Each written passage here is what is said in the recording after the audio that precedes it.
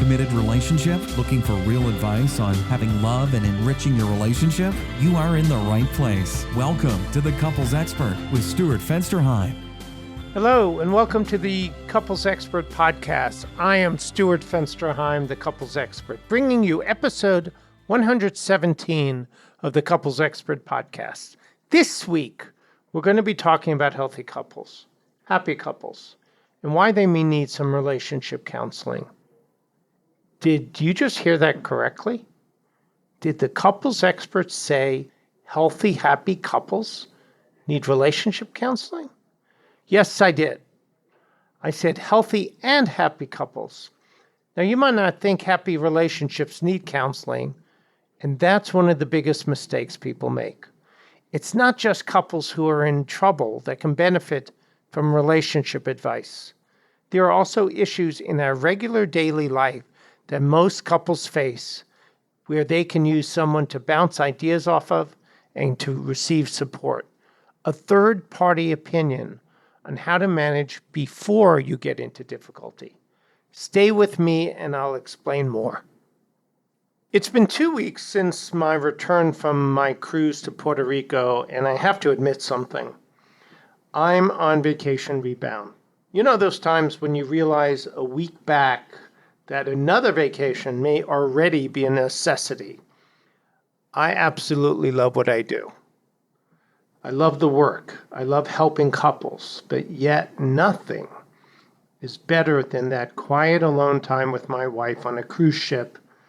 I have to admit, with a beer or margarita and no telephone, and better yet, no social media or internet. It's just the two of us having vacation fun created by the two of us. Nothing is better than you know who you're married to, because when that's the case and there's nothing but the two of you, you become very secure that you're in love with the right person when you're having such a blast. Debbie, if you're listening, thank you for being you. There's a quote that really sums it up for me, and I want to tell you guys this. The best relationship is when you can act like lovers and be best friends at the same time. If we can have that kind of love relationship with our best friend, we really are fortunate. The best relationships that I know are best friends. They hang out together. They play together.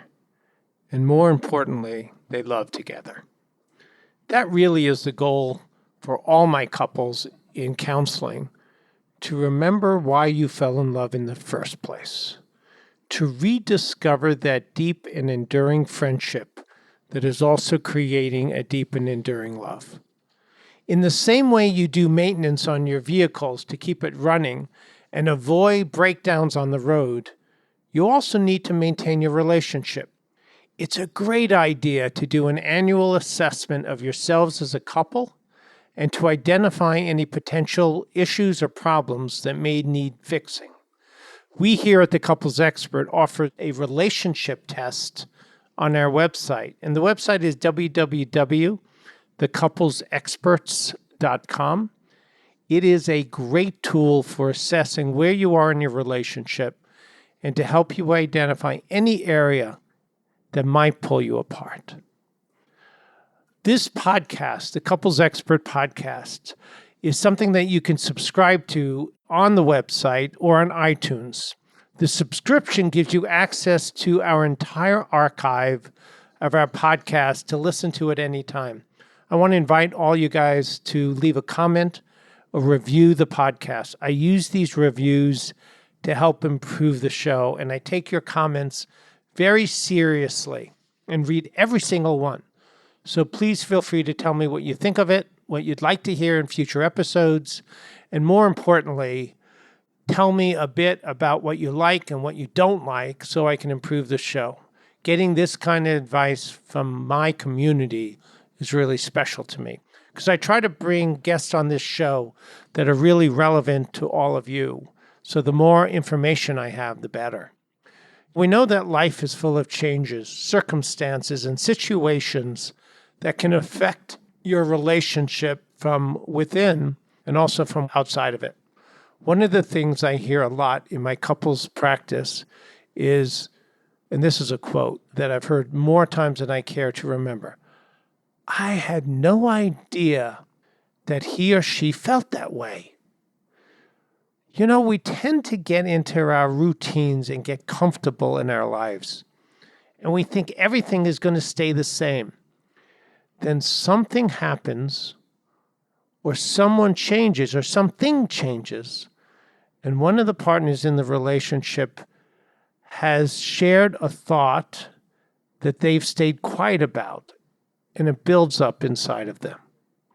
When these difficult issues go on, it can be like a floodgate opening, and everything that's been bottled up comes pouring out, not always in a negative way, but in a way that typically solidifies for the couple just how important you are to one another and that you really need each other. Sometimes, though, the other partner can be taken off guard by this.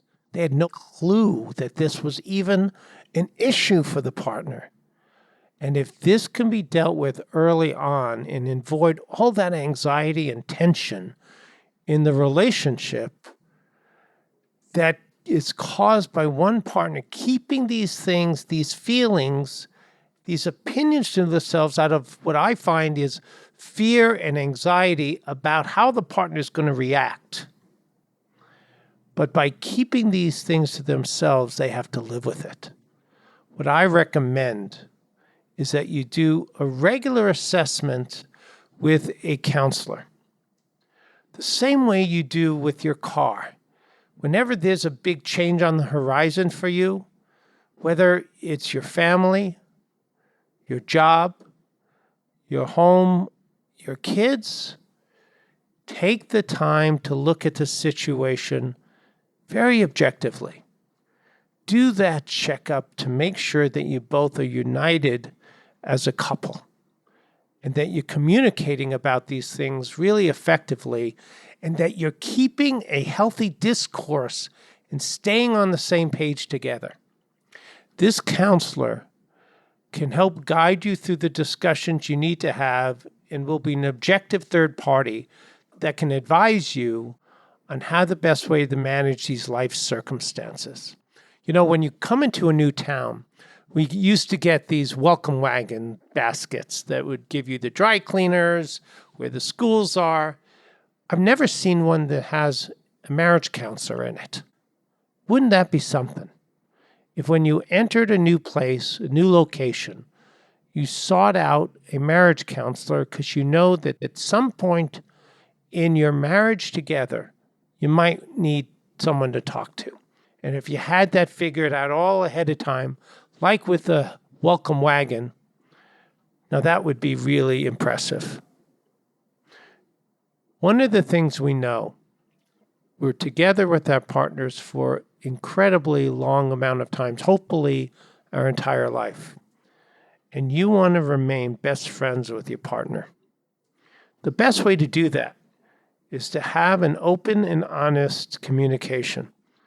It's a good idea to remember your therapist, the one that you've sought out, the one that is your confidant, the one that you can always go to, is always your therapist. Some folks only come once a month. Sometimes you go once every 6 months, and some just annually. Keeping your therapist on call throughout your relationship to check in from time to time is a really wonderful idea, even if you think everything's going well. You and your partner may be missing a warning sign or a red flag, and that this counselor can help identify for you. Why wait until it becomes a problem? If you do this preventive maintenance, so to speak, you can avoid issues that may come up and problems or things that could be stumbling blocks for the future of your relationship. Think of your therapist as your on-call relationship mechanic and get those tune-ups done on a regular and routine basis. You know, there's certain habits that successful couples practice. These are ones that keep you connected and keep you feeling valued and important. I want to give you some suggestions from people who have had happy and healthy relationships. I challenge you to add one of these to your daily routine and see if you don't notice a difference in the interactions with your partner. One of the biggest ones that I talk a lot about in my practice is sharing a ritual. Now, what a ritual is something that you and your partner do, but you do it exclusively for increasing the closeness in the relationship. This could be something that you just do on a regular basis, like reading the newspaper together over a cup of coffee before the kids wake up, or a glass of wine with the evening news, or shared experiences that the two of you do. But the key, I want to stress this, the key isn't what the activity is. The key is the intention of the activity. If the intention of this activity is to keep you close with your loved one, it's a ritual that is a connection ritual. And even on the worst of days, this habit happens. You do it even if you're upset with each other, and it helps you stay close. The next one is couples that are really doing well dole out compliments. You compliment each other often and frequently. As long as you're being sincere, a compliment is a wonderful way to help your partner feel valued. Try finding at least one nice thing to say to your partner every single day. This is my prescription for your happiness and for kindness. The more you look for these things to say to your partner, the better. The more you'll find that you love your partner for things that you didn't even realize. One of the things couples quite often do is when they say goodbye to each other, they just go out the door. I'm going to make a recommendation and recognize how important it is to kiss your partner goodbye. Not just say goodbye or a hug, but a kiss. Imagine if you left your partner and never saw them again. What would you want their last memory of you to be? Now, I'm not trying to be catastrophic with this, but what I want you to think about is how important is that person to you? You want your partner to think of the last time they saw you in positive, loving ways and telling you that they love you. Try it.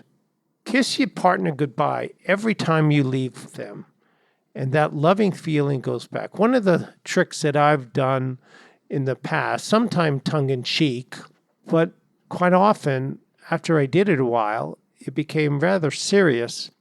I would leave through the garage door, sit down in my car, and intentionally go back in. And I'd go back in, and typically my wife is putting her makeup on when I'm leaving because I leave before she does.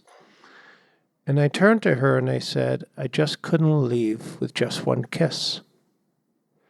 I love you so much. I'm going to miss you. And I can't wait to see you when I get home. And I need, not want, I need to give you one more kiss. And it puts a smile on her face every single time. Think about that. The other one that I think goes along with this is remembering to say thank you. It seems like a small thing, but trust me here, it's one of the big ones. Feeling taken for granted and unappreciated is one of the saddest things in a relationship. You've both got busy, hectic lives, so you should always take a moment and acknowledge the things that your partner does to make your world a better place. The small things. Chances are that they do a whole lot of things that you never even notice. So begin to notice. Begin to consciously stop and look around, noticing what your partner has done, and say thank you, sincerely. It is a big deal. This shows your partner that you appreciate and that you see them for who they are, and that you're aware of the things they do to make your life better. My guess is, more often than not, your partner may turn to you and say, oh, it's no big deal. What you want to say to them is, yes, it is. What you do is a big deal because I know it's done because you love me. The next one is spoiling each other.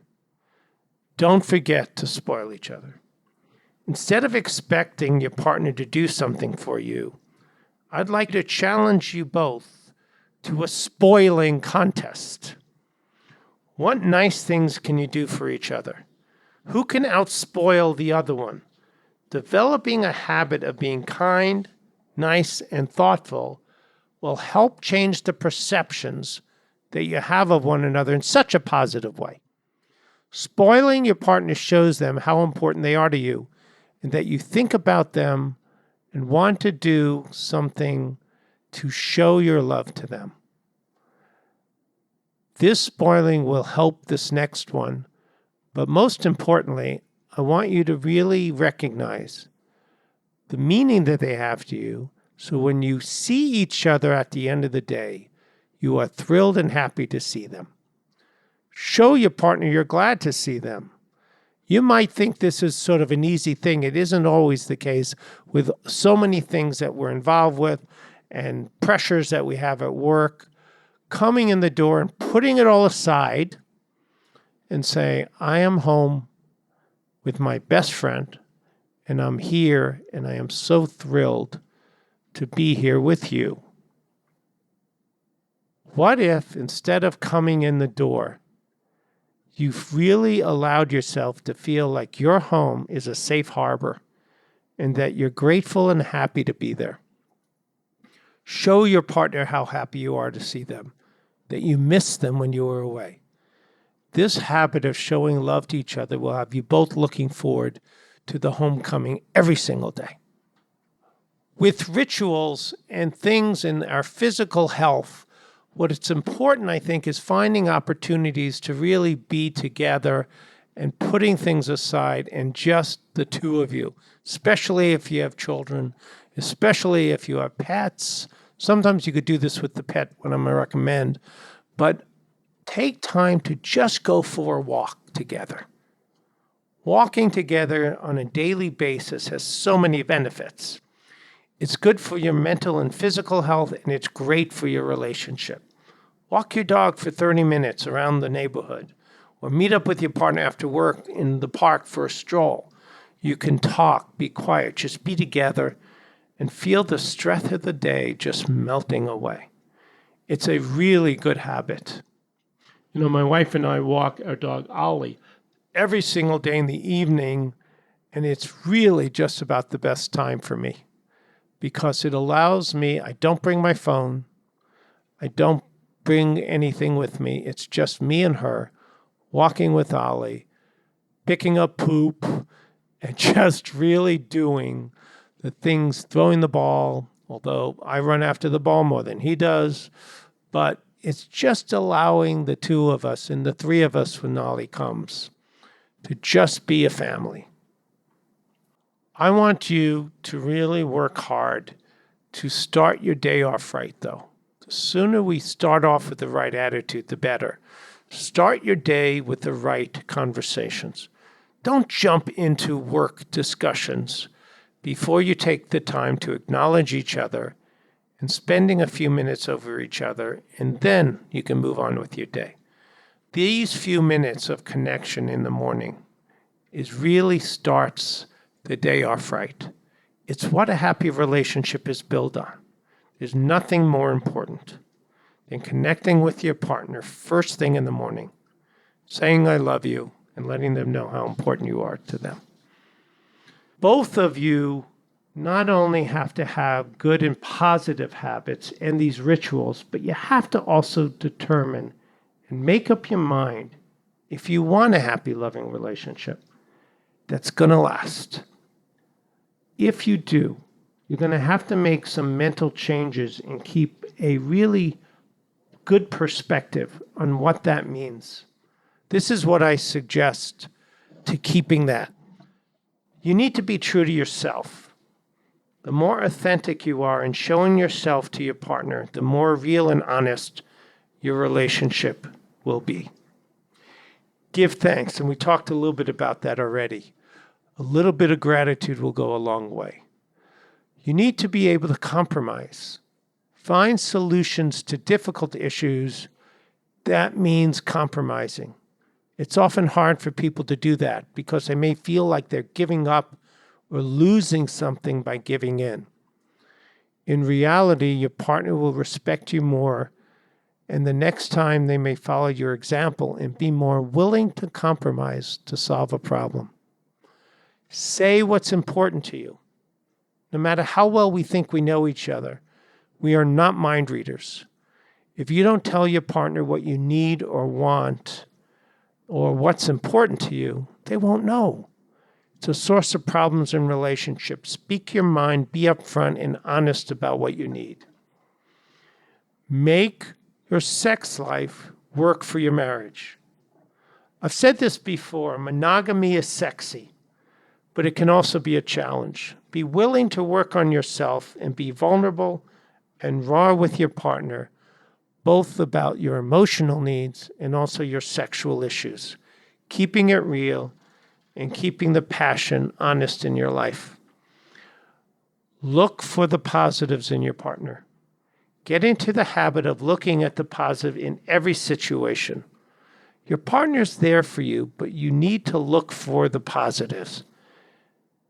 And lastly, and I want to stress this, be willing to do the work to have this special relationship. In order to stay connected and happy, you're going to both have to be willing to work at this a bit. Sometimes it might even be a lot. Not every relationship is easy, though some are. Some are easier than others. When you love your partner, you're willing to do what it takes to develop those habits, those positives, to work on your own inner life and to be a worthy partner, not because you're being forced to, but because your relationship is so good, you don't want to be the one that gets in the way. So if you're both making this effort, you can stay strong and connected to your partner through the trials and rough spots in your life. What I've done recently, and I want to end with this, just sort of sharing this, what I did recently is I've started something on my website. It's something that people can sign up for. You'll see it on my website and you'll see it on YouTube. It's Stuart's Daily Notes. What Stuart's Daily Notes is something that'll take 5 minutes, a video, an article. I'm doing mostly video right now, to give you some things that you can do every single day, 5 days a week, 25 minutes a week. And if you do that, it will change the nature of your relationship.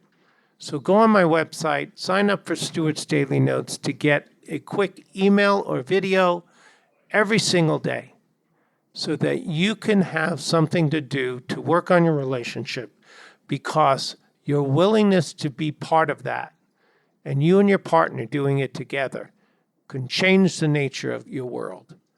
Besides that, it's free. So what do you got to lose? Come join us on Stuart's Daily Notes. Don't forget to join us next week when we're going to be discussing anger in your marriage and what it's really about. This is going to be an important topic for all of you. Please tune in. Thank you for joining me again this week, and please stay connected. Take care. Bye-bye.